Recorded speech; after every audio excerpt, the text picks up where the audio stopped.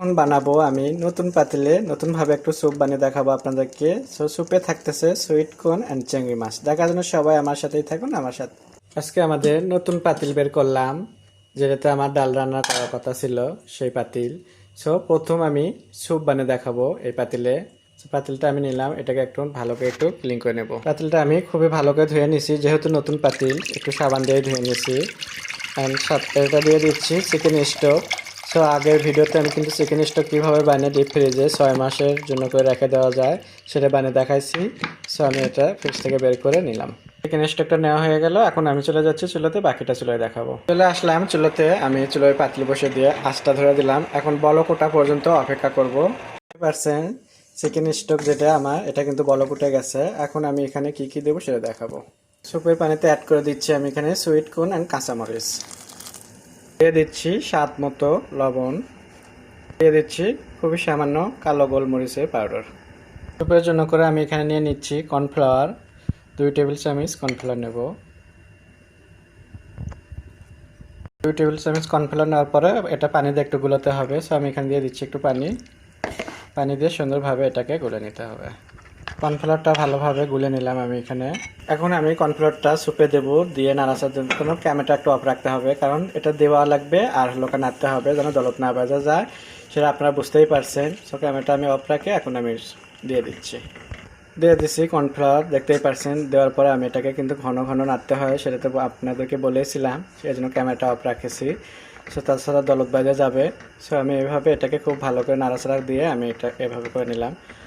এটার সাথে থাকতেছে আমার একটু চিংড়ি মাছ। আপনারা চাইলে এখানে কিন্তু ডিম কিংবা চিকেন দিতে পারেন, যেহেতু আমার চিকেন স্টক দিয়ে বানানো।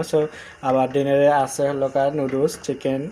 এর জন্য করে আমি আর স্যুপে চিকেন দিচ্ছি না। এখানের জন্য চিংড়ি মাছ দেব। এখন চুলোটা কমে দিয়ে চিংড়ি মাছটা আমি একটু রেডি করে নেব। স্যুপের জন্য চিংড়ি মাছটাকে আমি একটু ভেজে নেব। তার জন্য আমি এখানে পেঁয়াজ নিচ্ছি একটা প্যানে, আর দিয়ে দিচ্ছি একটু বাটার। বাটারটা দিয়ে পেঁয়াজটাকে একটু ভেজে নেব। পেঁয়াজটা যখন বাটার একটু ভাজা হয়ে যাবে তখন একটু আদা রসুন বাটা দিয়ে দেবেন চিংড়ি মাছ দিয়ে। এখন এটাকে একটু ভালো করে ভেজে নেবেন। আদা রসুন বাটারতে খুব বেটার হয় যে এখানে যদি আদা রসুন কুচি দিতে পারেন পেঁয়াজের সাথে, তাহলে ওটা আরও খুব ভালো লাগে খেতে। আমি এখন এটাকে ভেজে নিচ্ছি হালকা করে। চিংড়ি মাছটা যখন এরকম একটু লাল লাল কালার এসে যাবে, ভাজা হয়ে যাবে আর সুন্দর একটা ঘ্রাণ এসে যাবে, তখন বুঝতে পারবেন চিংড়ি মাছটা হয়ে গেছে। চিংড়ি মাছটা এখন স্যুপে ঢেলে দেবেন। এখানে স্যুপও গরম গরম আছে, চিংড়ি মাছটা ঢেলে দেবেন এইভাবে দিয়ে ঢাকনা দিয়ে দেবেন। তাহলে চিংড়ি মাছের যে একটা ঘ্রাণ সেটা একদম ভালোভাবে থেকে যাবে।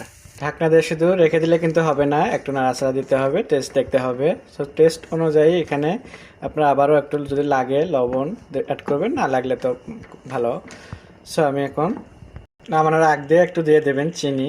আমি এখানে দিয়ে দিচ্ছি একটু চিনিটা দিয়ে একটু নাড়াচাড়া দেবেন, দিয়ে আস্তে করে চুলাটা অফ করে দেবেন। হয়ে গেল আমার একটা ক্রিম স্যুপ। এটা কিন্তু হালকা এক ধরনের ক্রিম স্যুপ, হেভিটা না।